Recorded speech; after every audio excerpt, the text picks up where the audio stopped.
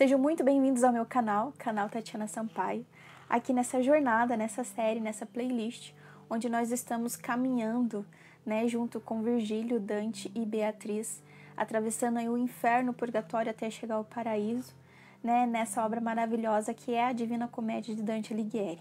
Se você está gostando aqui desse conteúdo, está gostando dessa série, dessa playlist, está gostando do tema aqui abordado, já curta, se inscreva, ative o sininho para que quanto mais vídeos chegarem, você tenha acesso, para que você seja notificado.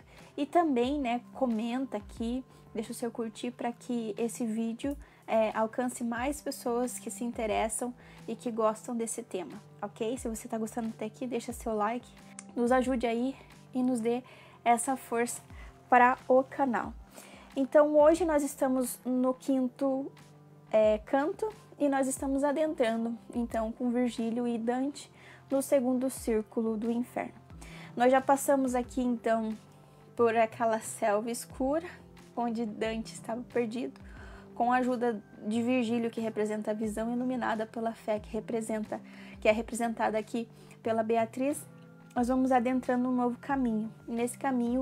Esse caminho consiste em atravessar o inferno, o purgatório, tirando daí uma grande lição, e aí também conhecendo e adentrando o paraíso, e também tirando as lições necessárias de toda essa experiência, dessa jornada. Então, já adentramos o inferno. No primeiro momento, ali na antessala do inferno, estão aqueles que odiavam o mal, mas repeliam a Deus, ou seja, os mornos, os ignavos, aqueles que ficaram em cima do muro, não tomaram partido, não escolheram um lado, nem para o bem, nem para o mal, nem para o mal, nem para Deus. Então ali nem Deus quer, nem o inferno quer. Então eles ficam nessa antessala, não estão no inferno ali, provavelmente dito, porque nem o inferno quer, e também não foram salvos porque Deus também não quis, porque não escolheram, o bem, não escolheram Deus. Então estão aí nessa antessala, como se fosse uma sala de recepção, e ali eles já são atormentados. Aqui nessa antessala já tem tormentos. Eles são atormentados por picadas de vespas, e esse sangue com o veneno das vespas e lágrimas que eles choram por causa da dor e do sofrimento escorrem até os seus pés, onde fervem vermes que também os corroem. E eles estão constantemente correndo atrás de uma bandeira que eles nunca conseguem alcançar. Eles ficam ali constantemente correndo, sem chegar a lugar nenhum. Ou seja, porque não tomaram uma decisão, não tomaram partido na vida, não tiveram um sentido, um propósito, não escolheram um caminho. Eles ficam ali correndo, errante em círculos, correndo atrás dessa bandeira sem sentido e sem chegar a lugar nenhum, com essas vespas picando e os vermes corroendo. Então eles chegam à margem de um rio, que é o rio Aqueronte, e conhece que é o Caronte, que é o barqueiro que atravessa as almas até o primeiro círculo do inferno. Esse primeiro círculo do inferno, então, é o limbo, é o lugar onde está destinado para as almas que não foram batizadas, não pecaram, tiveram até uma vida boa, mas não pecaram, mas não foram batizadas. E aqui Virgílio fala para Dante que é exatamente isso, tanto adultos quanto crianças que não foram batizados. E aqui entra também mestres e sábios ilustres da história. Exemplo, nós temos, por exemplo, então, Homero, que foi o autor da Ilíada e tudo mais. Ou seja, um homem virtuoso, que teve uma vida virtuosa, que teve boas obras, mas não foi batizado, Até porque nasceu antes de Cristo. Então aqui estão todos aqueles que não foram batizados, que não pecaram, tiveram uma vida virtuosa, boa, com boas obras, mas não foram batizados. Ou porque negaram a Cristo, ou porque negaram a Deus, ou porque não o conheceram, E talvez tivessem outras crenças. Então, eles estão aqui para a eternidade. Esse limbo, eles não sofrem, eles não têm sofrimento nem castigo, porque, como disse, tiveram virtudes, foram pessoas boas até, mas não foram batizados. Então, mas eles estão aqui, então, condenados a viver a eternidade. Aqui, o peso dessa palavra tem que ser bem compreendida. Eternamente, viver eternamente sem esperança nenhuma nesse lugar, que não é bom, é um inferno, Então aqui eles estão condenados a padecer nesse lugar. Então, passando o limbo, nós vamos adentrar o segundo círculo, onde começam as categorias do inferno. Vamos dizer assim, vamos explicar a estrutura do inferno. O inferno, ele é uma cratera, um buraco. Por quê? Por causa da queda de Lúcifer. Houve uma grande batalha no céu, onde Miguel e seus anjos combateram Lúcifer e seus anjos. Isso aí a gente tem por conhecimento pela fé da igreja, né? Então, e lembrando que a base aqui da Divina Comédia, da obra de Dante, vem tanto da teologia católica, porque na época que ela foi escrita foi em 1317 a 1321 por Dante. Então, nessa época só era estudada e seguida a teologia da Igreja Católica, porque a teologia protestante vem a partir de 1500 com Lutero, né? Todo mundo sabe disso. Então, a base ali dessa obra, o cenário aqui dessa obra, o conhecimento aqui de Dante vem de base teológica católica, também vem de base filosófica e também vem de base mitológica, porque Dante era uma pessoa muito entendida, muito intelectual, inteligente, dominava várias áreas de conhecimento, e aqui ele vem abordando, envolvendo todos esses temas, né? Mas tirando de todos esses temas um único sentido, um único caminho. E isso que eu acho muito interessante de Dante. E é por isso que vale muito a pena essa obra, né?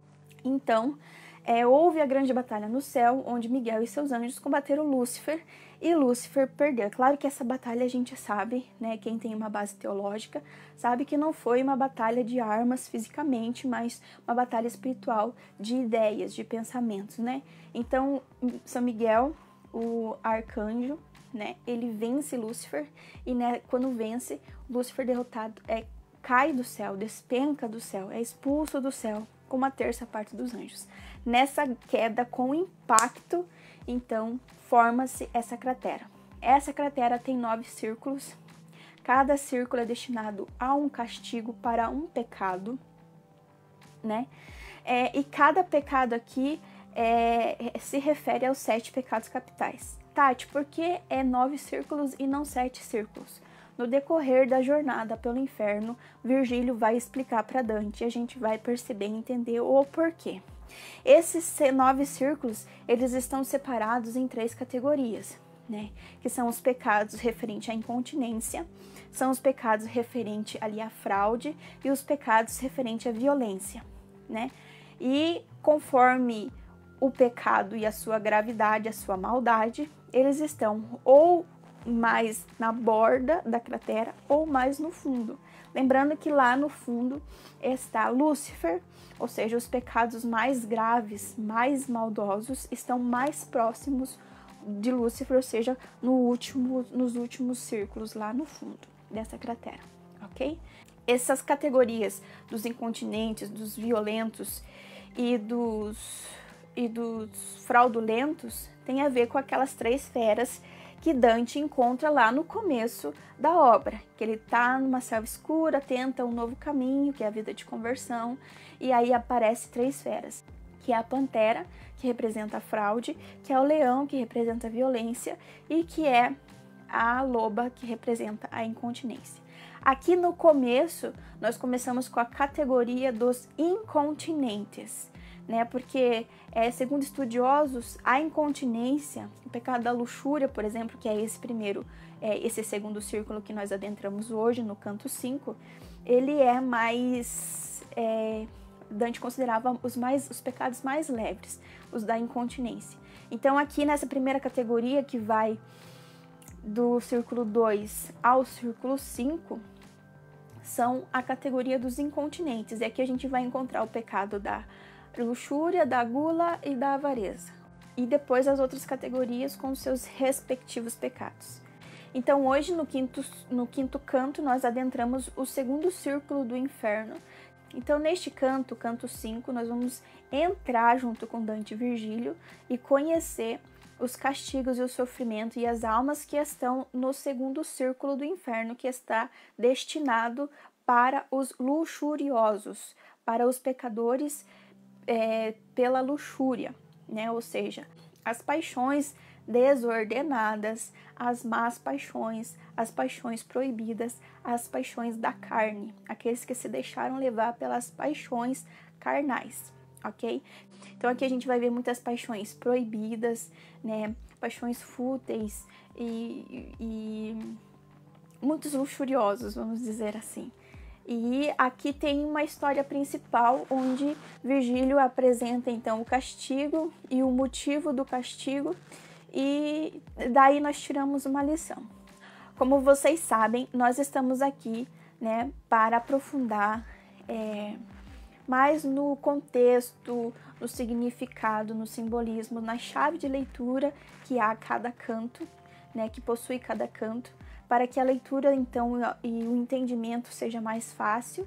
Então, para isso eu estou trazendo a introdução de cada canto, que é a contextualização do que vai acontecer no canto, e o significado de cada personagem, de cada ambiente, de cada pecado, de cada sofrimento aqui no inferno e assim nos decorreres das outras partes, né, o purgatório, o paraíso, e suas explicações, para que você, adquirindo a obra e lendo, você talvez tenha mais facilidade, compreenda melhor qual que é o sentido de tudo. É claro que lendo, e é uma coisa que acho que eu vou repetir em todos os vídeos, se tem uma base teológica católica, se você tem uma base mitológica, se você tem uma base filosófica, de política e etc, né? E você vai entender melhor. Se você conhecer também Dante, você vai entender também alguns aspectos, porque muito da vida de Dante, sua vida mesmo, está aqui, ok? Então vamos lá para a introdução e para todas as pessoas e significados que esse canto possui, né? E vamos sim tentar tirar de tudo isso uma lição pra gente, ok? Então, Divina Comédia, o Inferno. Vamos lá para o canto 5, com sua introdução. Canto 5. No ingresso do segundo círculo está Minos, que julga as almas e designa-lhes a pena. No repleno desse círculo estão os luxuriosos, que são continuamente arrebatados e atormentados por um horrível turbilhão. Aqui Dante encontra Francesca de Rimini, que lhe narra a história do seu amor infeliz. E aqui começa então o canto. Quem foi Minos? Aqui já tem o primeiro personagem. Minos foi o lendário rei de Creta. Ele é filho de Júpiter, dentro da mitologia grega, ok? Ele é filho de Júpiter e da princesa Europa. Ele também é esposo da mãe de Minotauro. Então aqui a gente já vê um pouco de mitologia, né, que Dante vem trazendo com todo o seu significado. Na mitologia, Minos é o juiz do inferno. E aqui também ele é juiz do inferno. Ou seja, as pessoas chegam, as almas, né, no caso, as almas chegam até ele que está ali na porta, ali no começo do segundo círculo, e então eles confessam os seus pecados feitos na vida. E aqui lembrando que a alma chegando aqui, ela não pode mentir, ela só consegue dizer a verdade, porque ela não tem intelecto e não tem decisão mais, né? Aquele negócio que a gente já tinha falado. A pessoa só pode escolher pelo bem, pelo mal, pelo céu, pelo inferno, por Deus ou pelo demônio, enquanto viva. O padre escritor Garrigou Lagrange, ele explica isso dizendo assim, que é como uma árvore. Se você corta a árvore, né, ela cai e do jeito que ela cai, ela fica. É a mesma coisa a alma. No estado em que ela morre, ela permanece. Só que depois da morte não tem mais decisão, nem vontade, eu acho, alguma coisa assim. Ele não tem mais intelecto nem vontade, eu acho.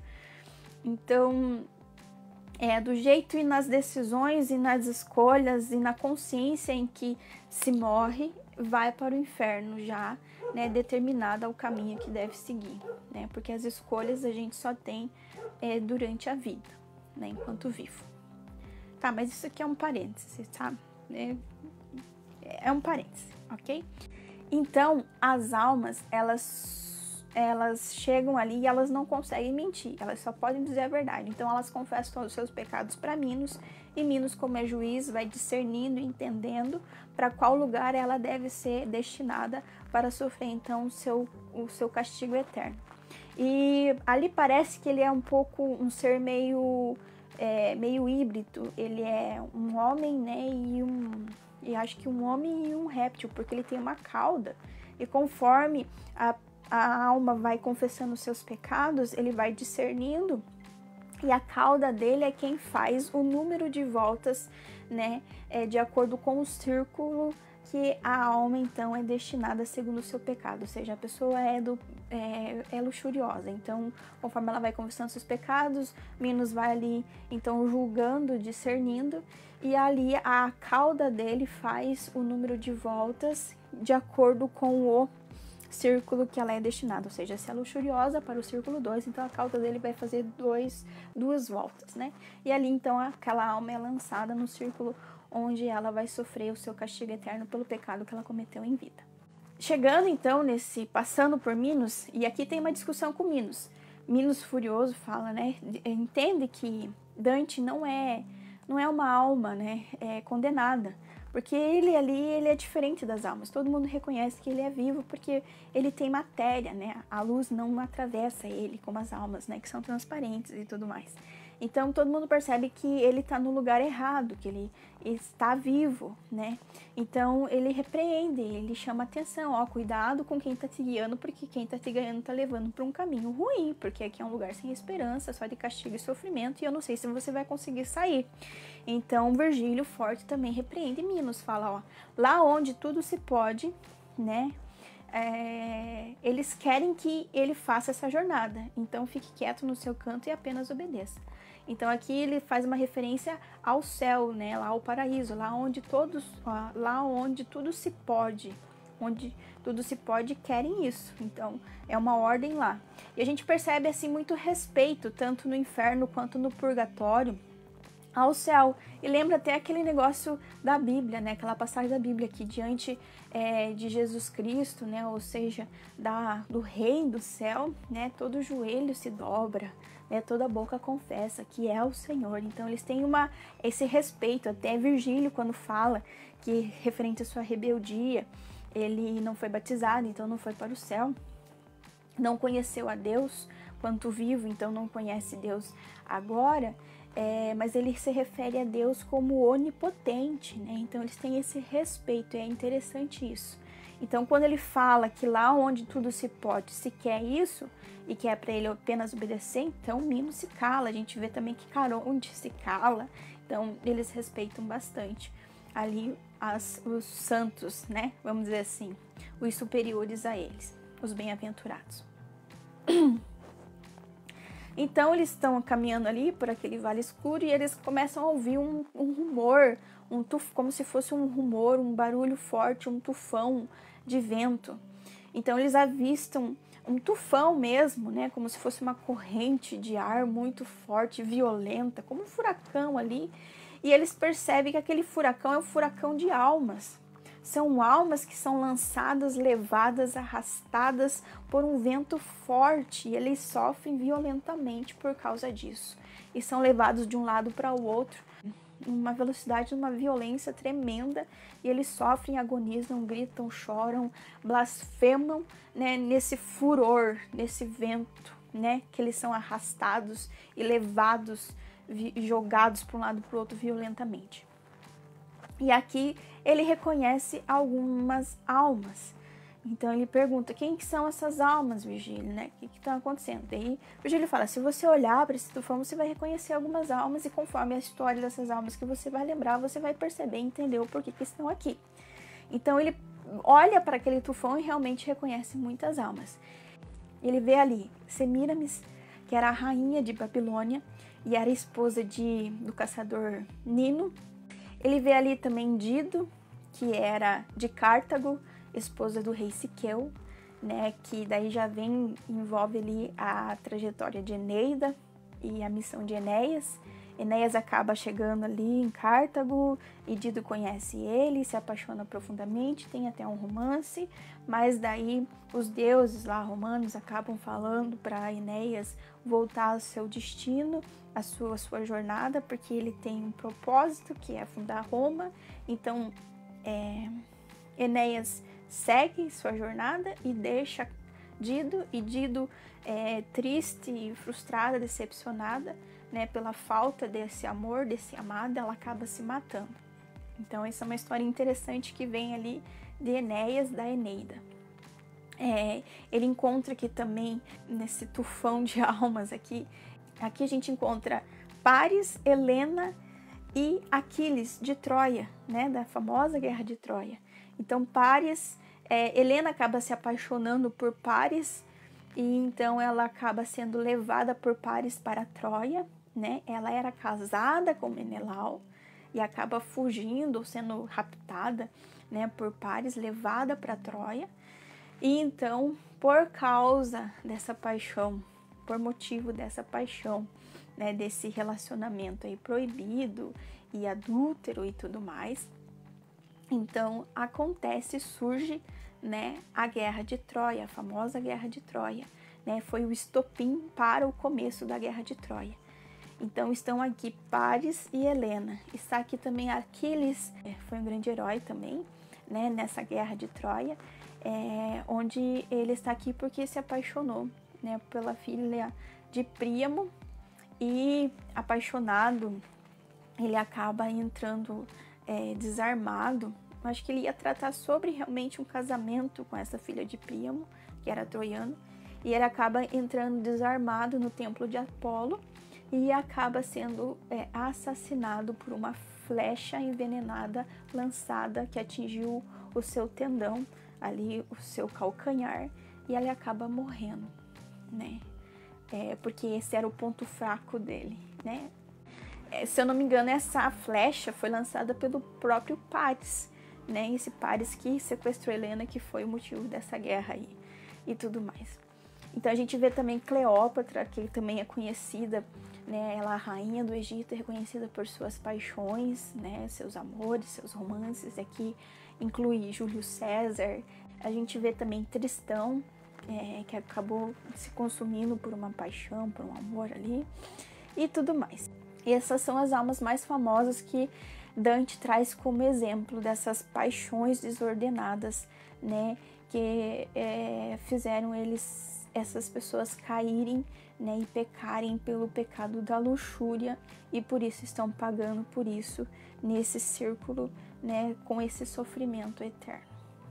Mas eles percebem ali em destaque, bem na frente, na cabeça desse tufão, tem duas pessoas, um casal, que é a Francesca de Rimini e Paolo de Malatesta. Paolo Malatesta. E eles são realmente um casal. Eles são cunhados adúlteros. Então ele pergunta para Dante quem é, e Dante fala assim, ó, a hora que esse tufão passar aqui um pouco menos rápido, né, menos violento, você pergunta em nome do amor que eles viveram na Terra, se eles podem contar a história deles. E se eles tiverem permissão para isso, eles vão te contar. E foi exatamente isso que aconteceu. Então vêm as almas, tanto de Francesca como de Paolo, e explicam o porquê que estão aqui, como foram suas vidas e o motivo pelo qual estão nesse sofrimento eterno. Quem fala mais com Dante é a Francesca, né? E Paolo fica ali todo o tempo escutando e relembrando a sua vida, né? Talvez com remorso, com arrependimento, porque poderia ter sido diferente, se fizessem diferente, né? Então, ele fica ali sofrendo e chorando a todo momento. Então, quem fala com Dante é a Francesca. E Francesca, então, explica que ela era de Rimini, né? Que ela era casada, né? E Paolo e ela eram cunhados, né? E eles nutriam uma paixão um pelo outro. E daí Dante pergunta para ela, mas como que vocês souberam? Vocês são parentes, como que vocês souberam que vocês nutriam essa paixão, né, um pelo outro? Ela falou que um dia estavam lendo o livro de Lancelot, né? Ali com a história de Lancelot.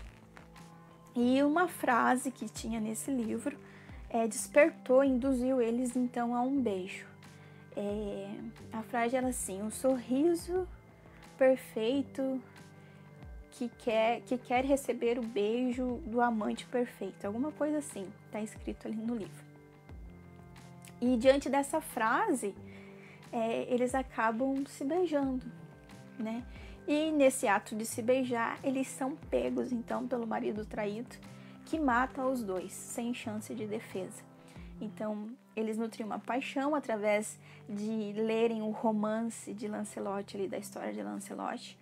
Eles acabam sendo induzidos, né, e sendo levados a dar um beijo, e nesse beijo que eles dão, eles que são cunhados, eles são pegos pelo marido traído e então são assassinados. E aqui tem um parecer interessante porque traz a história de Francesca e de Paulo, mas a história de Lancelot é praticamente a mesma, né? Então Lancelot era um cavaleiro do rei Arthur, Guinevere era casada com o rei Arthur, só que Guinevere nutria uma paixão por Lancelot. E tinha um homem, o Galeoto, né, vamos dizer assim, que sabia dessa paixão e foi Galeoto que conduziu eles também para esse relacionamento, para um beijo ali, né, e tudo mais, para um encontro com um beijo e tudo mais. Então, eles também são pegos. Então, eles estavam justamente lendo sobre um romance que foi parecido com um deles, né? E como se eles copiassem ou vivessem aquilo que estava descrito ali no romance, segundo a história de Lancelot, que também foi um romance adúltero, foi uma paixão proibida. Então, ela fala até para Dante assim, que no caso de Lancelot com Guinevere, quem foi o intermediário, né? Quem induziu eles, quem facilitou essa paixão, esse pecado, vamos dizer assim, foi Galeoto. Mas no caso dela, quem ajudou, quem contribuiu, quem induziu para que eles acabassem então caindo na tentação ali da luxúria ali, do pecado em si, dessa paixão proibida, né? O livro teria sido o Galeoto, no caso deles, né? O livro que continha a história de Lancelot, por coincidência ou não. Então esse é um parecer interessante. Como que Dante consegue, né, envolver tudo isso, tirar um sentido único, né? E é magnífico a cabeça desse grande autor. Porque o castigo, né? Porque o castigo é esse vento, esse tufão que leva as almas violentamente, arrasta-as e lança-as para um lado para o outro de uma forma tão sofrida. Da mesma forma que essas pessoas se deixavam levar e arrastar pelas suas paixões desordenadas, pelas suas más paixões, pelas suas paixões proibidas em vida, assim eles pagam nesse castigo, nesse sofrimento eterno aqui no inferno. Então aqui eles são levados por um vento impetuoso, assim como eles se deixaram levar pelo vento impetuoso de suas paixões em vida. Então isso daí também é um ponto em que interessante de a gente refletir, né? Então nós temos as escolhas de se deixar levar ou não por essas más paixões, por essas paixões desordenadas, né? Nós temos um caminho de vencer essas paixões desordenadas com as virtudes contrárias, principalmente com a virtude da continência. Então aqui trazemos nessa categoria aqui uma reflexão, o quanto o ser incontinente, né? O quanto o ser luxurioso, né? Pode me gerar, né, uma amarga eternidade, né, um sofrimento amargo na eternidade. E da mesma forma como eu vivo a minha vida aqui, me deixo levar, né, pela minha vida aqui, tanto para o bem quanto para o mal, né, eu posso padecer ou ser feliz na minha eternidade. Então aqui nós vimos Minos, nós vimos o tufão de almas, com várias almas famosas, com suas histórias famosas de paixões desordenadas, proibidas, luxuriosas, já que aqui é o círculo dos luxuriosos. Nós temos também a história trágica de Francesca e Paulo. E também aqui dizem assim que essa categoria, os estudiosos dizem que essa categoria da incontinência, da luxúria, etc., é considerado por Dante um pecado menos grave, um dos menos graves. Por isso que está tão na superfície, logo depois do limbo ali, né? Nos círculos exteriores. E até mesmo se comprova isso porque Dante expressa aqui nesse canto que ele fica muito triste, compadecido, cheio de compaixão pelo sofrimento desses amantes, né, que estão ali sofrendo amargamente por causa de suas paixões. Eu acho que tem a ver um pouquinho também com a sua vida, porque na sua vida Dante também viveu uma paixão platônica, né? Claro que ele teve, mas ele não viveu, né? Que foi a paixão por Beatriz, né? Um amor platônico. Então, eu acho que ele se compadece porque eu acho que ele se coloca no lugar daquelas almas, né? E eu acho que ele tem compaixão por causa disso. Compadecer é isso, né? Padecer com, né? Se colocar no lugar. Então, por isso que talvez ele considere esse pecado como menos grave, né? E esse círculo, essa categoria de incontinentes ali, menos grave, né? Mas tem sentido, a gente vai aprofundando aí, caminhando, a gente vai entender muita coisa. Com o tempo, conforme a gente vai avançando aqui o inferno, vocês vão perceber o porquê que são 9 círculos, apesar de ser 7 pecados capitais. Vocês vão perceber que também lá no purgatório a base são os 7 pecados capitais. Vai ser tudo explicado aqui, por isso que eu não falei nada sobre isso lá na introdução, nem nos demais, né? Eu espero que vocês tenham gostado, que estejam gostando e que vocês permaneçam aqui conosco nessa jornada junto com Dante e Virgílio e depois Beatriz sobre entre o inferno, o purgatório e o paraíso. Claro que tentando tirar um sentido, né, uma reflexão para a nossa vida, que também cabe aqui e é bem válido, ok? Diante de todos esses exemplos, né, dessas celebridades, dessas personagens, dessas almas famosas, a gente pode aprender muita coisa. E é esse o intuito, eu acho, do Dante, explicar, ensinar alguma coisa. A mitologia tem muito disso, eles usam histórias para explicar o que não é explicado. A filosofia também, né, vem trazer essa reflexão de um sentido para a vida, né, buscando a verdade, a felicidade do homem. E a teologia, que é realmente também a busca pela verdade, a busca pela virtude, pela vida boa, né, e a sua recompensa. Então, eu acho que é tudo válido e aqui Dante consegue envolver e, através desses exemplos, explicar e tirar um único sentido, um único caminho aqui, que vale sim nossa reflexão, ok? Foi por isso, até por isso que eu escolhi essa obra, né? Acho muito interessante tudo isso. Então, se você gostou, se você está gostando, se você tem curiosidade, né? Se você vai permanecer aqui comigo, por favor, curta, se inscreva, ative o sininho, comenta, compartilha, né? Para que mais pessoas também que curtem e que gostam desse assunto tenham acesso e se aprofundem aí nessa obra maravilhosa, ok?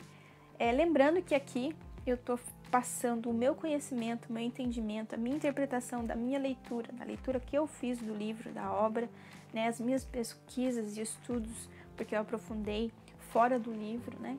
Então, e também, claro, que a minha base de conhecimento, das áreas de conhecimento que eu tenho, da minha fé, da minha experiência de vida, também são uma base para a minha interpretação, né? Para o meu entendimento. Então, é o meu conhecimento, o meu entendimento, a minha interpretação dessa obra, ok? Então, como eu disse, curta, se inscreva, ative o sininho, comenta, compartilhe, para que mais pessoas tenham acesso a esse tema, a essa obra maravilhosa. Eu fico por aqui, Deus abençoe vocês, um beijo e até mais.